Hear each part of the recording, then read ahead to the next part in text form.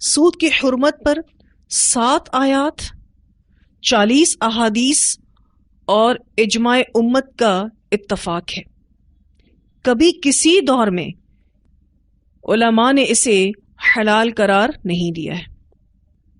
تو جہاں سود کی مذمت پر قرآن کی آیات نازل ہوئیں، بالکل اسی طرح سے سود کی مذمت پر بہت ساری احادیث آتی ہیں جس سے اس کی حرمت اور ممانعت معلوم ہوتی ہے۔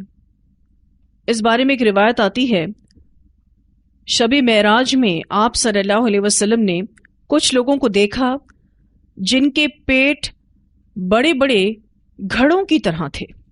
آپ صلی اللہ علیہ وسلم نے جبرائیل علیہ السلام سے پوچھا، کن لوگوں کو ایسی سزا دی جا رہی ہے؟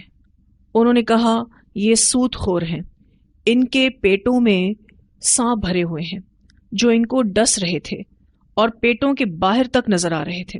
اسے ابن ماجہ نے روایت کیا ہے۔ سود کھانے والوں کی یہ حالت ہوگی کل قیامت کے بعد، جب وہ جہنم رسید ہو جائیں گے تو ان کے پیٹوں میں سانپ بھرے جائیں گے۔ اسی طرح ایک اور روایت آتی ہے، آپ صلی اللہ علیہ وسلم نے فرمایا، ان گناہوں سے بچو جو معاف نہیں کیے جائیں گے، ایک مال غنیمت کی چوری اور سود کھانا۔ اسے طبرانی نے روایت کیا ہے۔ ایک اور روایت آتی ہے، رسول اللہ صلی اللہ علیہ وسلم نے فرمایا، 4 لوگ ایسے ہیں جن کے بارے میں اللہ تعالیٰ نے اپنے اوپر لازم کر لیا ہے کہ ان کو جنت میں داخل نہیں کرے گا، نہ وہ جنت کی کوئی نعمت چکھ سکیں گے۔ ایک شراب پینے کا عادی، دوسرا سود کھانے والا، تیسرا یتیم کا مال ناحق کھانے والا، چوتھا والدین کی نافرمانی کرنے والا۔ اسے مستدرک حاکم نے روایت کیا ہے۔ ایک اور روایت آتی ہے، آپ صلی اللہ علیہ وسلم نے فرمایا، جب کسی قوم میں سود کا لین دین کا رواج عام ہو جائے تو اللہ ان پر ضروریات زندگی کی گرانی یعنی مہنگائی کر دیتا ہے، اور جب کسی قوم میں رشوت عام ہو جائے تو ان پر دشمن قوم کا رعب اور غلبہ ہو جاتا ہے۔ اسے مسند احمد نے روایت کیا ہے۔ ایک اور روایت آتی ہے، رسول اللہ صلی اللہ علیہ وسلم نے اپنا خواب بیان کیا، کافی طویل حدیث ہے، اس کا مختصر حصہ میں بیان کر رہی ہوں۔ سیدنا سمورہ بن جندب رضی اللہ تعالیٰ عنہ سے روایت ہے کہ رسول اللہ صلی اللہ علیہ وسلم نے خواب والی طویل حدیث میں فرمایا، پھر ہم ایک نہر پر آئے، وہ نہر خون کی طرح سرخ تھی اور اس نہر میں ایک آدمی تیر رہا تھا۔ نہر کے کنارے پر بھی ایک آدمی تھا جس نے اپنے پاس بہت سے پتھر جمع کر رکھے تھے۔ یہ تیرنے والا شخص تیرتا رہتا اور جب اس شخص کے پاس آتا جس نے اپنے پاس پتھر جمع کر رکھے تھے تو وہ اس کے منہ کو کھولتا اور اس میں ایک پتھر داخل کر دیتا۔ پھر اس کی تعبیر میں آپ صلی اللہ علیہ وسلم نے بتایا کہ اس سے مراد سود کھانے والے ہیں۔ اسے بخاری نے روایت کیا ہے۔ ایک اور روایت آتی ہے، رسول اللہ صلی اللہ علیہ وسلم نے گودنے والی اور گدوانے والی، سود کھانے والے اور سود دینے والے پر اور مصور پر لعنت فرمائی۔ اسے بخاری نے روایت کیا ہے۔ گودنے والے اور گدوانے والی، یہ جو ٹیٹوز بناتے ہیں نا، ان لوگوں کی بات ہو رہی ہے، اور پھر اسی طرح سے سود کھانے والے اور سود دینے والے، یعنی جو لے رہا ہے اس پر اور جو دے رہا ہے اس پر، اور اسی طرح سے مصور پر لعنت فرمائی۔ ایک اور روایت آتی ہے، رسول اللہ صلی اللہ علیہ وسلم نے فرمایا، سود کے 70 درجے ہیں، ان میں سب سے کم درجے کا گناہ اس قدر ہے جیسے کوئی اپنی ماں سے زنا کرے۔ اسے ابن ماجہ نے روایت کیا ہے۔ سود کے 70 درجے ہیں، سب سے کم درجہ کس برابر ہے کہ کوئی اپنی ماں کے ساتھ زنا کرے۔ ایک اور روایت آتی ہے، آپ صلی اللہ علیہ وسلم نے فرمایا، سود کا 1 درہم جو آدمی کھاتا ہے اور وہ اس کے سودی ہونے کو جانتا ہے تو وہ گناہ میں 36 مرتبہ زنا کرنے سے زیادہ سخت ہے۔ اسے مسند احمد نے روایت کیا ہے۔ یعنی 1 درہم کسی نے کھایا ہے، یہ جانتے ہوئے کہ یہ سودی پیسہ ہے، تو وہ گناہ میں کس لیول کا گناہ کر رہا ہے کہ اس نے 36 ٹائمز زنا کیا ہے۔ ایک اور روایت آتی ہے رسول اللہ صلی اللہ علیہ وسلم نے فرمایا 7 ہلاک کر دینے والے گناہوں سے بچو۔ صحابہ رضی اللہ عنہم نے پوچھا اے اللہ کے رسول صلی اللہ علیہ وسلم وہ کون سے گناہ ہیں؟ آپ صلی اللہ علیہ وسلم نے فرمایا اللہ کے ساتھ شرک کرنا، جادو کرنا، اللہ نے جس جان کو قتل کرنا حرام کر دیا ہے اس کو ناحق قتل کرنا، سود کھانا، یتیم کا مال کھانا، جنگ کے دن پیٹھ پھیرنا اور پاک دامن مومن اور غافل عورتوں پر تہمت لگانا۔ اسے بخاری نے روایت کیا ہے۔ ایک اور روایت آتی ہے سیدنا جابر رضی اللہ تعالیٰ عنہ بیان کرتے ہیں کہ رسول اللہ صلی اللہ علیہ وسلم نے سود کھانے والے، سود دینے والے، سود تحریر کرنے والے اور سودی لین دین کے گواہوں پر لعنت کی ہے۔ آپ صلی اللہ علیہ وسلم نے فرمایا گناہ میں وہ سب برابر ہیں۔ اسے مسلم نے روایت کیا ہے۔ اب آپ دیکھیے جو سود تحریر کر رہا ہے، صرف انٹری کر رہا ہے، وہ بھی گناہ میں برابر ہے کس کے؟ جو سود کھا رہا ہے۔ اپنی فیملی سے جو ابتدا کی نبی اکرم صلی اللہ علیہ وسلم نے سود کی حرمت کی، اس کے بارے میں ایک روایت آتی ہے کہ رسول اللہ صلی اللہ علیہ وسلم نے فتح مکہ کے دن فرمایا، اب جس دن مکہ فتح ہوا تھا اس دن یہ فرمایا بے شک زمانہ جاہلیت کا سود میرے دونوں پاؤں کے نیچے پامال ہے اور میں سب سے پہلے اپنے چچا عباس کا سود معاف کرتا ہوں۔ اسے ترمذی نے روایت کیا ہے۔ تو یہ آیات آخر میں نازل ہونے والی آیات ہیں۔ اس بارے میں بھی ایک روایت آتی ہے سیدنا عبداللہ بن عباس رضی اللہ تعالیٰ عنہما نے فرمایا سب سے آخر میں نازل ہونے والی آیت ربا ہے۔ اسے بخاری نے روایت کیا ہے۔ ان تمام احادیث کو پڑھ کر سود کی حرمت، اس کی ممانعت واضح ہوئی اور اس کی شدید ترین مذمت بھی واضح ہوئی۔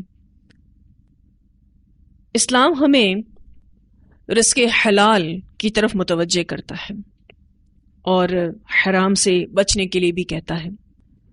احادیث میں رزق حلال کے لیے اور حرام سے بچنے کے لیے دعائیں سکھائی گئی ہیں۔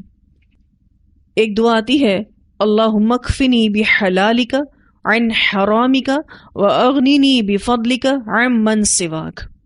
اے اللہ میری کفایت کر اپنے حلال کے ساتھ، اپنے حرام سے بچا اور مجھے اپنے فضل سے اپنے سوا ہر کسی سے بے نیاز کر دے۔ اسے سنن ترمذی نے روایت کیا ہے۔ ایک اور دعا آتی ہے اللہم انی اسألک علما نافعا ورزقا طیبا وعملا متقبلا۔ اے اللہ میں تجھ سے نفع بخش علم، پاکیزہ رزق اور قبول ہونے والے عمل کا سوال کرتا ہوں۔ یہ روایت ابن ماجہ کی ہے۔ تو دین اسلام تو ہمیں رزق حلال کمانے کا کہتا ہے اور حرام سے بچنے کے لیے تاکید کرتا ہے۔ جیسے کہ میں آپ سے بھی ذکر کر رہی تھی کہ رسول اللہ صلی اللہ علیہ وسلم کے دور میں تجارتی سود بہت زیادہ موجود تھا۔ لوگوں کا بزنس ہی یہ تھا کہ قرضہ دیتے تھے اور اس پر سود لیتے تھے۔ پھر اللہ تعالیٰ نے سود کی حرمت کا بیان کیا اور عربوں کے لیے بڑا سخت حکم تھا، لوگ سود سے روک بھی گئے۔ لیکن جیسے جیسے ٹائم گزرتا گیا، رسول اللہ صلی اللہ علیہ وسلم اس دنیا سے چلے گئے، پھر جیسے جیسے امت پر ٹائم گزرتا گیا دوبارہ سے لوگ سود کی طرف آنے لگے۔ اس بارے میں ایک روایت آتی ہے آپ صلی اللہ علیہ وسلم نے فرمایا لوگوں پر ایک زمانہ آئے گا جب ہر کوئی سود کھانے والا ہوگا، اگر سود نہ کھائے تو بھی اس کا بخار اور ایک روایت کے مطابق اس کا غبار اسے ضرور پہنچ کر رہے گا۔ اسے سنن نسائی نے روایت کیا ہے۔ یعنی ایک ٹائم ایسا آئے گا کہ ہر بندہ سود میں انوالو ہوگا، ہر بندہ سود کھا رہا ہوگا۔ اگر کوئی نہیں بھی کھائے گا تو اس تک اس سود کا بخار یا غبار پہنچے گا۔ آج کا دور بالکل ویسا ہی محسوس ہوتا ہے جیسا کہ اس حدیث میں بیان ہوا ہے. پوری دنیا اور اسی طرح سے مسلمانوں میں یہ سود عام ہوتا جا رہا ہے. لوگوں نے سود لینا چھوڑا نہیں اللہ کے اس حکم کو سن کر بھی. لوگ اللہ کے حکم کو جان کر بھی اطاعت کی روح نہ لا سکے.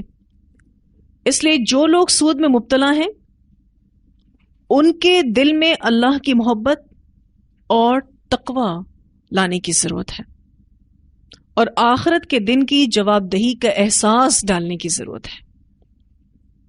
پھر اس کے بعد انہیں سود کی حرمت بیان کی جائے. ہم نے ابھی جتنی احادیث پڑھی ان احادیث سے ہمیں اس بات کا احساس ہوتا ہے کہ سود کی اتنی شدید حرمت بیان کی گئی ہے شاید ہی کسی اور چیز کی بیان کی گئی ہو، لیکن اس کے باوجود لوگ سود لے رہے ہیں اور دے بھی رہے ہیں.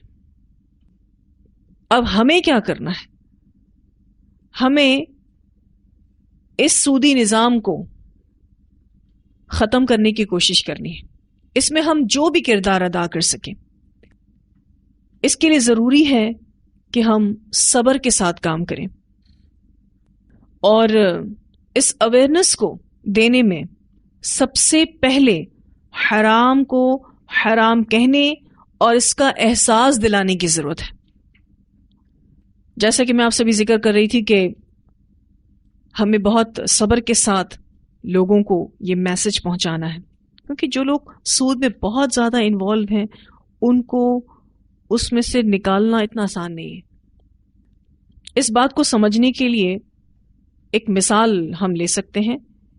ایک بچے کے ہاتھ میں چھری ہے، اگر ہم اسے کھینچ کر لیں گے تو اس کا ہاتھ کٹ جائے گا، اور عمومی طور پر یہی طریقہ کار اختیار کیا جاتا ہے کیونکہ آسان طریقہ یہی ہے. لیکن اس طرح چھری لینے کا مقصد پورا نہیں ہوگا. جو نقصان وہ خود کو پہنچانے والا تھا ہم نے اس کو پہنچا دیا. تو جو شخص سود میں مبتلا ہے نا وہ بالکل اس بچے کی طرح ہے جس نے اپنے ہاتھ میں چھری پکڑی ہوئی ہے، اور چھری کا بھی وہ حصہ پکڑا ہوا ہے جو دھار والا ہے، اور دستہ آپ کی طرف ہے. اگر آپ دستے کو کھینچیں گے تو لازماً اس کے ہاتھ کو آپ زخمی کر دیں گے. یعنی سودی کاروبار میں پھنسے ہوئے انسان کو اگر آپ بہت سختی کے ساتھ اس سے نکالنے کی کوشش کریں گے تو وہ نکلے گا نہیں، بلکہ وہ آپ سے ہی متنفر ہو جائے گا، آپ کی بات سنے گا ہی نہیں.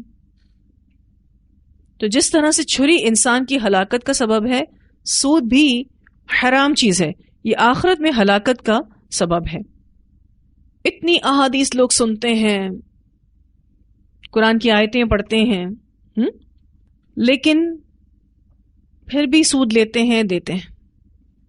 امت مسلمہ آج سود کو حلال کرنے کی کوششوں میں لگی ہوئی ہے، اور اس کے ساتھ جو اس کی قباحت، شدت و نفرت ہے اس کو بھی لوگوں کے دلوں سے ختم کیا جا رہا ہے، مختلف قسم کے لاجک پیش کر کے، ڈیبیٹس کر کے. حالانکہ یہ گناہ تمام کبیرہ گناہوں میں بہت بدترین درجے کا گناہ ہے جسے کسی صورت اسلامی معاشرے میں جائز یا برداشت نہیں کیا جا سکتا. اسی لیے آپ اس آیت کا آخر حصہ دیکھیے، اللہ سبحانہ تعالیٰ فرماتے ہیں فَمَنْ جَاءَهُ مَوْعِظَةٌ مِّن رَبِّهِ فَانْتَهَى، تو جو کوئی آ جائے اس کے پاس ایک نصیحت اس کے رب کی طرف سے، پھر وہ رک جائے، وہ رک جائے سود کو حلال کہنے سے، وہ رک جائے تجارت کو ربا کے مثل کہنے سے، وہ رک جائے سود لینے سے اور دینے سے. فَلَهُ مَا سَلَف، تو اس کے لیے جو گزر چکا. جس کے پاس اللہ کی نصیحت آ جائے اسے چاہیے کہ وہ اس گناہ سے رک جائے. جو اس سے پچھلے گناہ ہوئے ہیں اللہ سبحانہ تعالیٰ اس کے لیے فرماتے ہیں فَلَهُ مَا سَلَف، جو پیچھے گناہ ہوئے، جو ہو چکا سو ہو چکا، وَأَمْرُهُ إِلَى اللَّهِ، اور اس کا معاملہ اللہ کے سپرد ہے. یعنی اب اللہ سبحانہ تعالیٰ ان پچھلے گناہوں کو معاف کرے یا نہ کرے یہ اللہ کے سپرد ہے. یہ معاملہ اللہ کے سپرد ہے، وہ چاہے تو معاف کرے، چاہے تو سزا دے. اچھا، اس آیت کے حصے کا ہرگز یہ مطلب نہیں ہے کہ توبہ سے لوگوں کو مایوس کیا جا رہا ہے. اگر کوئی یہ کہے کہ جب معلوم ہی نہیں کہ معافی ملے گی یا نہیں ملے گی تو میں اپنی اصلاح کیوں کروں؟ دراصل یہاں یہ بتانا مقصود ہے کہ جو ہو چکا اس کو چھوڑ کر اصلاح کر لو. یہ جو بات ہو رہی ہے نا، فَلَهُ مَا سَلَف، جو ہو چکا اس کو چھوڑ کر اپنی اصلاح کر لو، اور معاملہ اللہ کے سپرد ہے. وَأَمْرُهُ إِلَى اللَّهِ.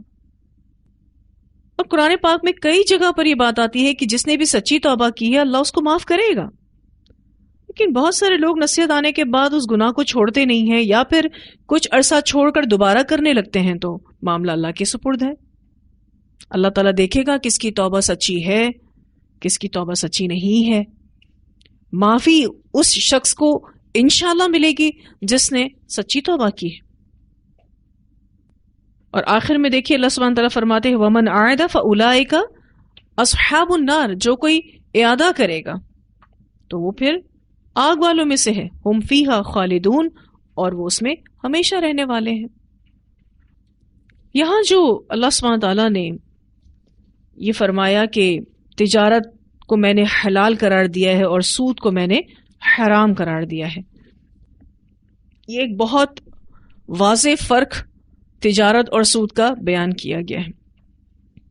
کیونکہ جو سود لینے والے ہیں وہ یہ کہتے تھے کہ تجارت سود ہی کی طرح ہے، تو اللہ سبحانہ تعالیٰ نے ان کو ایک واضح فرق بتایا. وہ واضح فرق یہ ہے کہ تجارت حلال ہے اور سود حرام ہے. اس کے علاوہ بھی اور بہت سارے فرق ہمیں فہم سے پتہ چلتے ہیں. تجارت میں سرمایہ لگتا ہے لیکن سود میں سرمایہ نہیں لگتا. پھر اسی طرح سے تجارت میں ذہانت لگتی ہے لیکن سود میں ذہانت نہیں لگتی. تیسرا فرق، تجارت میں محنت لگتی ہے لیکن سود میں محنت نہیں لگتی. پھر اسی طرح سے تجارت میں وقت لگتا ہے لیکن سود میں وقت نہیں لگتا. پھر تجارت میں مہارت چاہیے لیکن سود میں کسی مہارت کی ضرورت نہیں. تجارت میں منافع فکس نہیں ہوتا لیکن سود میں منافع فکس ہوتا ہے. تجارت میں نقصان کا اندیشہ بھی ہے لیکن سود میں کوئی نقصان نہیں ہوتا. تجارت میں باہم رضامندی ہوتی ہے لیکن سود میں باہم رضامندی کے باوجود بھی مجبوری ہوتی ہے. تجارت ایک تعمیری کام ہے لیکن سود تعمیراتی نہیں ہوتا. تجارت کے ذریعے مال معاشرے میں گردش کرتا ہے جس سے معاشرے میں خوشحالی آتی ہے، لیکن سود والے کا مال اسی کی حد تک رک جاتا ہے جس سے معاشرے میں بدحالی پیدا ہوتی ہے. تجارت معاشرے کو متحرک اور مثبت سرگرمیوں میں مصروف رکھتی ہے، یعنی معاشرہ ایکٹیو رہتا ہے اور پازیٹیو ایکٹیویٹیز میں بزی رہتا ہے، لیکن سود کی وجہ سے بیکاری پیدا ہوتی ہے اور اس کا نتیجہ یہ نکلتا ہے کہ فارغ وقت میں تخریب کاری کی جاتی، فضولیات کی جاتی. تو یہ کچھ فرق ہیں سود اور تجارت کے جو کہ فہم سے لیے گئے ہیں. آپ نے پیچھے صدقات کا بیان پڑھا اور آج آپ سود کا بیان پڑھ رہے ہیں. جب آپ کسی کو صدقہ دیتے ہیں تو بغیر کسی معاوضے کے اپنا مال دے رہے ہوتے ہیں. اس میں دینے والا کوئی دنیاوی فائدہ نہیں چاہ رہا ہوتا بلکہ آخرت میں اجر کا متلاشی ہوتا ہے. تو سود کا خاتمہ تب تک نہیں ہو سکتا جب تک کہ صدقات کا رواج معاشرے میں عام نہ ہو. کیونکہ کوئی بھی شخص مجبوری کے پیش آنے پر قرض لیتا ہے تو اسے ایسے لوگ سپورٹ کریں جو اسے قرضہ دیں اور اس پر سود نہ لیں. پھر یہ کہ اگر وہ قرض ادا نہ کر سکے تو اسے معاف بھی کر دیں. ایسے لوگوں کی بہت ضرورت ہے معاشرے میں. تو جیسا کہ میں آپ سے بھی ذکر کر رہی تھی کہ سود کا خاتمہ نہیں ہو سکتا جب تک صدقات کا رواج معاشرے میں عام نہ ہو. کیونکہ مجبوری کے پیش آنے پر اگر کسی شخص کو قرضے کی ضرورت ہے تو اسے معاشرے کے وہ لوگ سپورٹ کریں جو وسعت والے ہوں قرضہ دے کر اور اس پر سود نہ لیں.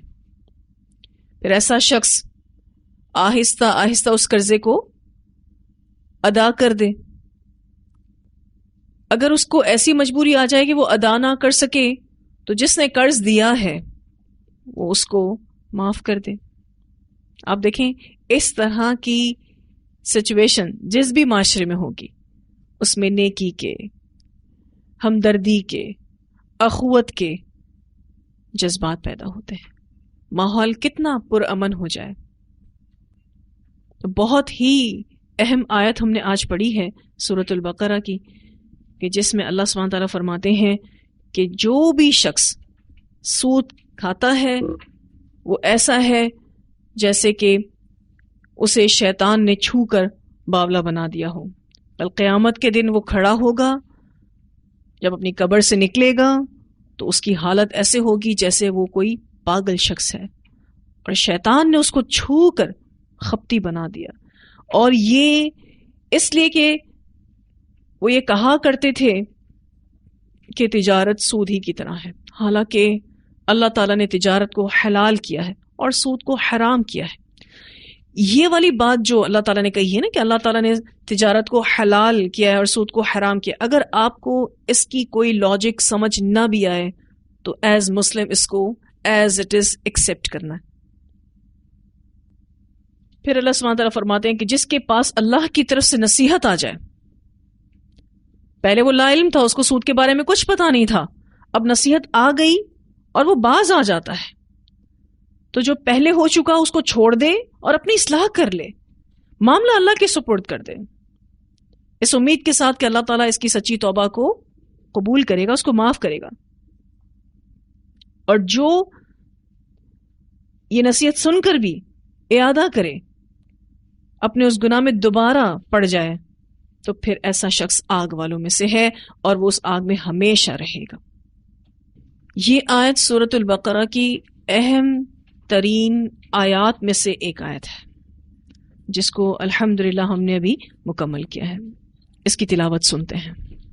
الذين يأكلون الربا لا يقومون إلا كما يقوم الذي يتخبطه الشيطان من المس ذلك بأنهم قالوا إنما البيع مثل الربا وأحل الله البيع وحرم الربا فمن جاءه موعظة من ربه فانتهى فله ما سلف وأمره إلى الله ومن عاد فأولئك أصحاب